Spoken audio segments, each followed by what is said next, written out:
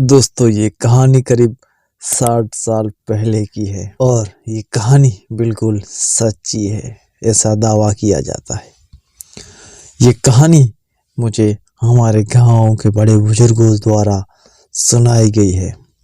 हमारे यहाँ लगभग इस कहानी को सभी ने सुनी है और इस कहानी के भली भांति सब जानते हैं। हमारा गांव एक पहाड़ी इलाके में है दोस्तों। जबकि ये कहानी है 60 साल पहले की, तब तक यहाँ तक गांव में कुछ भी डेवलप नहीं हुआ था और उस वक्त इस गांव में इसकी आबादी भी बहुत ही कम थी। तो कहानी कुछ इस कदर है दोस्तों।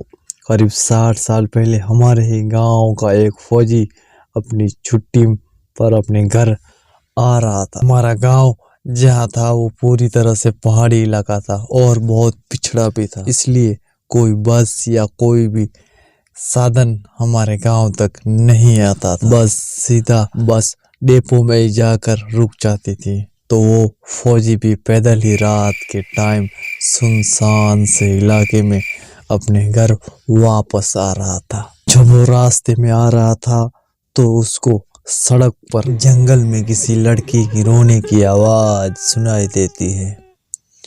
फौजी था इसलिए वो बहादुर तो होना लाजमी है, तो जंगल के अंदर गया देखने के लिए कि भला ये आवाज कहाँ से आ रही है और इतनी रात को कौन रो रहा है। अगर कोई और होता तो शायद हिम्मत नहीं कर पाता, लेकिन ये हमारे देश के सोल्जर हैं। जब वो अंदर पहुंचा तो उसने देखा कि अंधेरे में एक पेड़ के नीचे एक जवान सी खूबसूरत सी लड़की अकेली बैठी है और वो रो रही थी। वो उसके पास पहुंचता और उससे पूछता है कि वो वहाँ कैसे पहुंची और उसका घर कहाँ पर है। लड़की जवान थी और बेहद ही खूबसूरत थी, लेकिन उसको कुछ भी याद नहीं था कि भला वो कौन है और वो कहाँ से आई थी। लड़की रो रही थी और उसने फौजी से उसको अपने साथ ले जाने के लिए कहा, पर फौजी थोड़ा सोच में पड़ गया कि भला जवान लड़की मेरे साथ भला कैसे रहेगी, मैं इसको अपने घर कैसे ले जाऊंगा। बहुत सोचने के बाद फौजी उस लड़की को अपने घर पर ले जाने के लिए राजी हुआ। अगले ही दिन पूरे गांव में ये बात हवा की तरह फैल गई कि फौजी किसी लड़की को जंगल से रात में लेके आया है। सबने यही जानने की कोशिश की कि लड़की से कि वो कौन है और वो कहाँ से आई है, लेकिन सबको यही लगा कि उसको कुछ भी याद नहीं है। शायद उसकी याददाश्त सब खो चुकी थी। लड़की फौजी के घर ही रहने लगी। फौजी लड़का भी जवान था और उसकी भी शादी नहीं हुई थी। एक ही घर में दो अनजान लड़का और लड़की रह रहे थे और दोनों ही जवान थे। गांव में लोगों का तरह तरह का बात करना भी दोस्तों लाजमी बात, इसलिए उस फौजी लड़के के घर वाले और गांव वालों ने यही फैसला किया कि गांव में अब बात आगे ना बढ़े, इसीलिए उन दोनों की हमें शादी भी कर लेनी चाहिए। पर कुछ गांव वालों ने बोला कि हमें भला लड़की की मर्जी भी जान लेनी चाहिए। तब कुछ गांव वाले उस लड़की के और लड़की के पास जाते हैं और सारी बात उन दोनों को बताते हैं। तब फौजी लड़का और वो सुंदर सी दिखने वाली लड़की दोनों मान जाते हैं और शादी के लिए तैयार हो जाते हैं। लेकिन शादी से पहले उस लड़की ने फौजी लड़के को बुलाया और उससे एक प्रॉमिस के लिए कहा। तब उसने बोला कि मैं तुम्हारी हर बात मानूंगी, पर घर का सारा काम भी करूंगी, बस तुम कभी भी बिना दरवाजा खटखटाए मेरे कमरे के अंदर मत आना।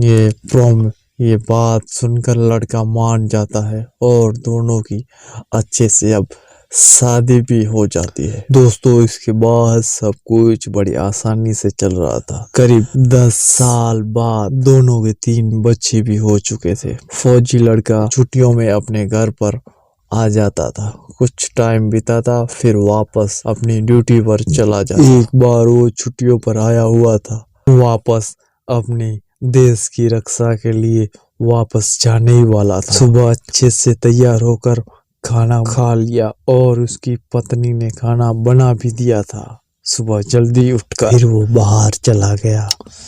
कुछ दूर जाने बाद उसको याद आया कि वो कुछ भूल गया है। तब वो जल्दी जल्दी से वापस अपने घर पर आ जाता है।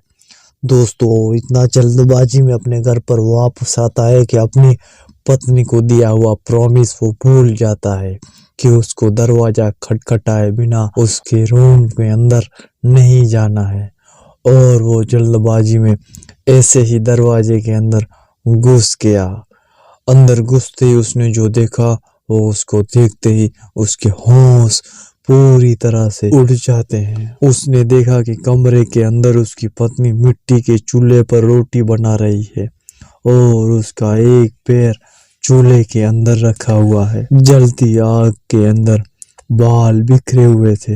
ये देख के उसकी चीख निकल गई। आवाज सुनकर अपनी पत्नी का ध्यान उस पर गया तो वो इतना ज्यादा गुस्सा हो गई और वहां से उठी और चिल्लाई, मैंने बोला था ना कि कभी भी बिना दरवाजा खटखटाए अंदर मत आना।